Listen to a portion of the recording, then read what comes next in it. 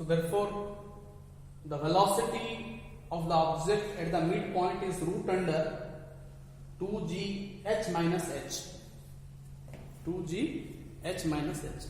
इसमें होता क्या है कि आपको नॉर्मली प्रॉब्लम्स में g तो 9.8 है, तो प्रॉब्लम बॉडी को कितना हाइट से ड्रॉप किया गया पता चल जाएगा, ठीक है।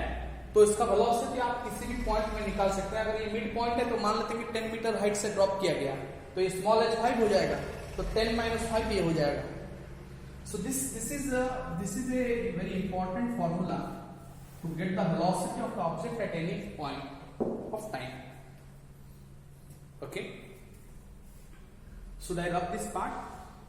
उसी तरह से देखिए, उसी तरह से अगर एक लाइन ऐसे भी लिखें कि what is the velocity just before touching the ground, direct अगर इसके लिए भी एक फॉर्मूला लिखा जाए तो energy at A is equal to, according to law of conservation of energy, total energy at A is equal to total energy at the C also.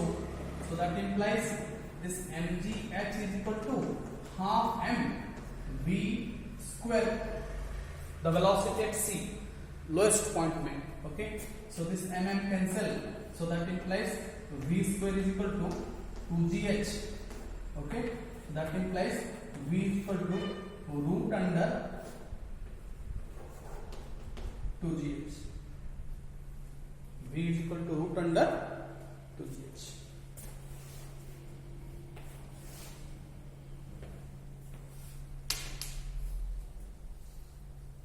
Okay, ये हो गया law of conservation of energy related कुछ basic formulas, derivations. Okay, और 11 में law of conservation of energy को हम statement लिखते हैं, इसमें बहुत ज्यादा कुछ नहीं है, लेकिन इसका यूजेबिलिटी एप्लीकेशन बहुत जगह है।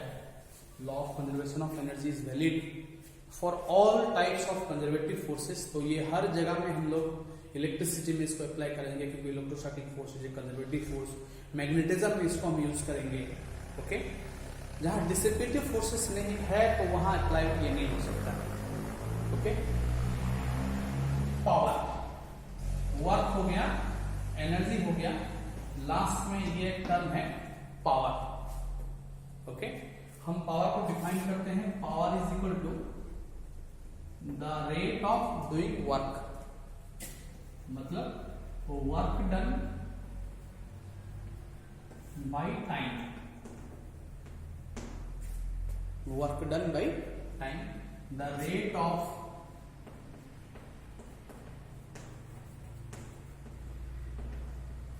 doing work is called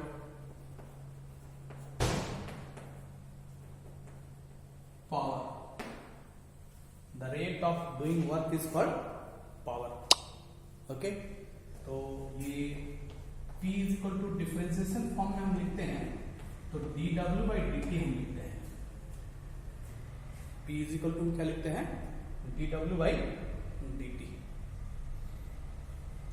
okay, तो power is equal to instantaneous power, इसको हम कह सकते हैं, क्योंकि डिफरेंशिएशन है तो इसको हम कह सकते हैं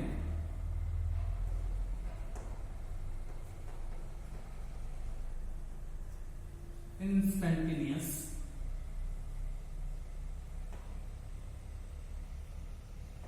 power, dw by dt।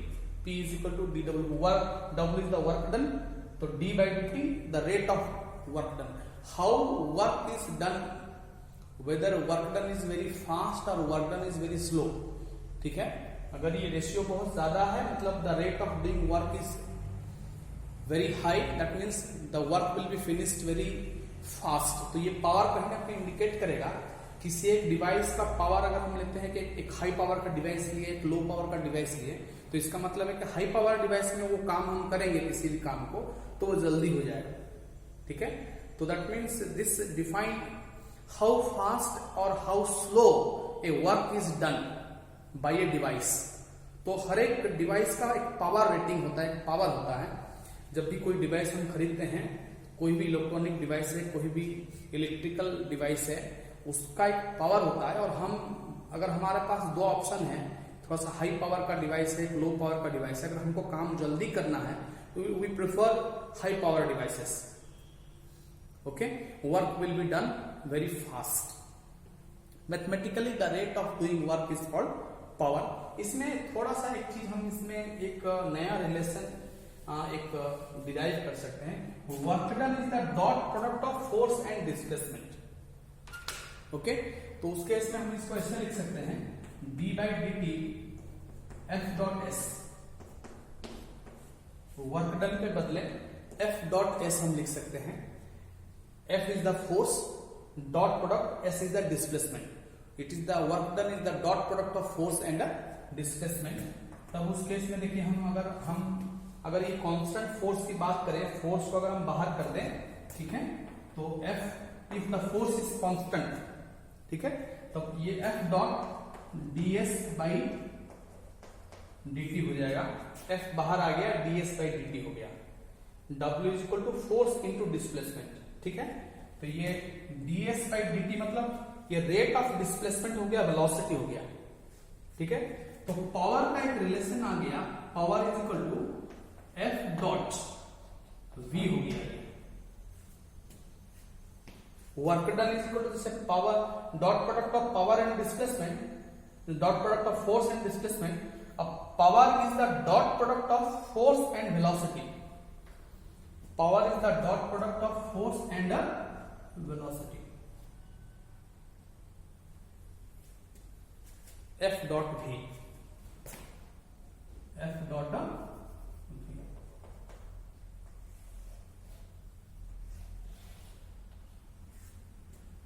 F dot B.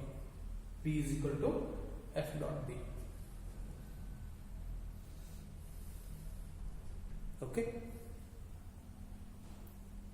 तो ये पावर एंड वेलोसिटी, इसका मतलब है कि ये डॉट प्रोडक्ट है तो power is scalar, work done scalar है तो पावर भी स्केलर होगा. ठीक है, इसका ऐसा यूनिट क्या हो जाएगा, वाट. वाट मतलब joule per second. Work by time है ना, तो वर्क डन का ऐसा यूनिट जूल है. ओके, ये टाइम है joule per second, joule per second. मैं मिटा दूं तो इसको लिख लीजिए P is equal to F dot V.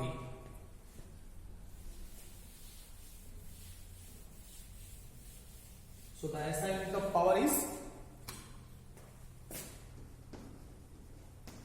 The SI unit of power is watt. Symbol है capital W. 1 watt is equal to 1 joule per 1 second.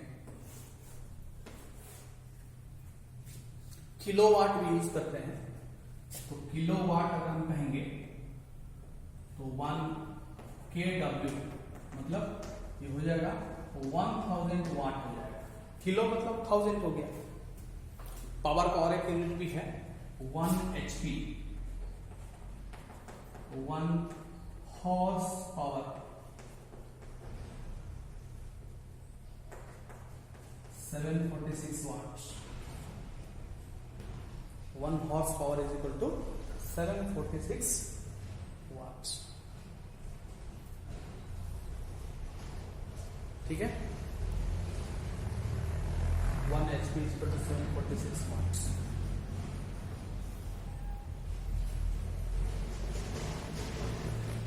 One watt is equal to 1 joule per second. ठीक है,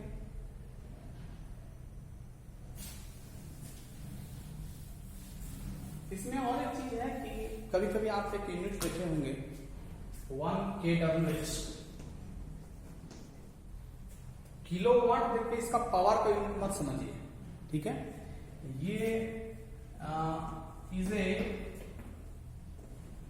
unit of energy है, kilowatt hour का. क्योंकि देखिए actually P is equal to W by T है ना, तो W is equal to P into T होगा, पावर इंटू टाइम. तो इसका यूनिट को देखिए, किलोवाट पावर का यूनिट है, आवर टाइम का यूनिट है. तो यहाँ पे पावर मल्टीप्लाइड बाई टाइम है, तो वर्क डन और ये एनर्जी का यूनिट होता है। इनफैक्ट ये किलोवाट आवर को इलेक्ट्रिकल एनर्जी को KWH यूनिट ऑफ एनर्जी और इलेक्ट्रिकल एनर्जी इसको आप लिख सकते हैं।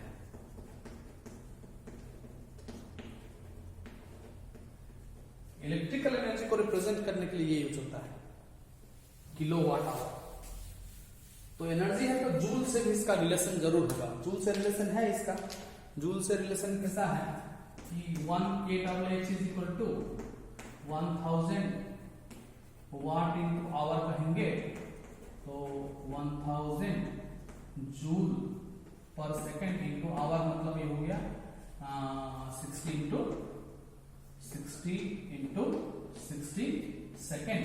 तो सेकेंड कैंसिल हो गया, ये हो गया 36 into 10 to the power 5 joule हो जाएगा।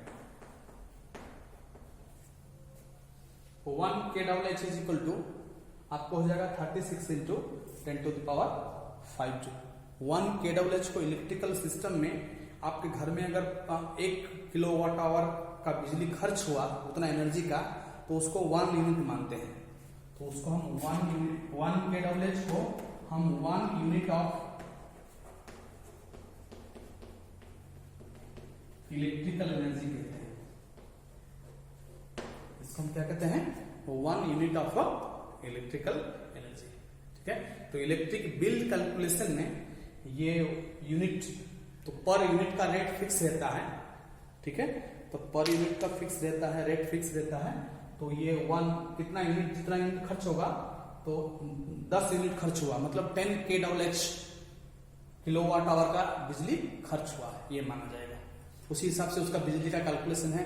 1 यूनिट को 4 रुपया 5 रुपया है, तो उसी हिसाब से इलेक्ट्रिकल बिल कैलकुलेशन होता है।